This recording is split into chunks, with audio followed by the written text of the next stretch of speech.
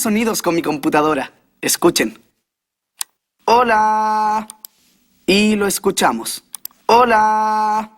La computadora graba sonidos y puedo cambiarlos. Hola. Ahora quiero grabar algunos sonidos de la ciudad, como la sirena de los bomberos por las calles. Escuchen esto. ¿Y lo escuchamos? ¡Buenísimo! ¡Wow! ¿Qué es ese ruido, Cortis? Soy yo haciendo el ruido de una sirena. ¿Quieres jugar? Suena divertido. Muy bien. ¡Claro!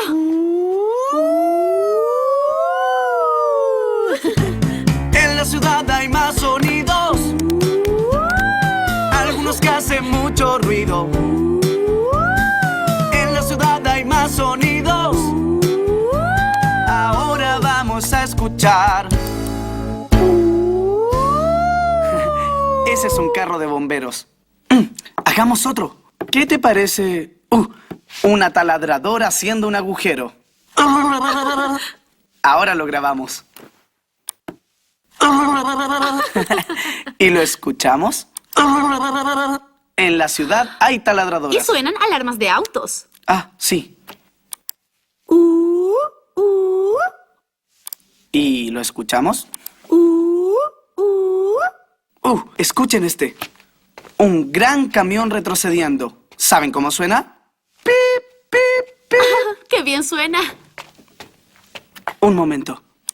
¡Pip, pip, pip! ¿Y lo escuchamos? ¡Pip, pip, pip! Y escuchen esto. Puedo hacer que suenen todos juntos.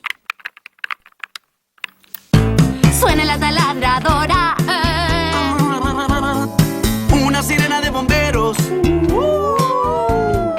Una alarma de auto.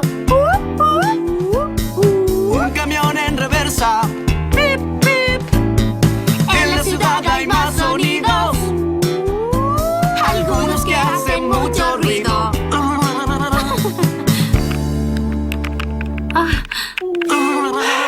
Es un día muy ruidoso en la ciudad. Es verdad.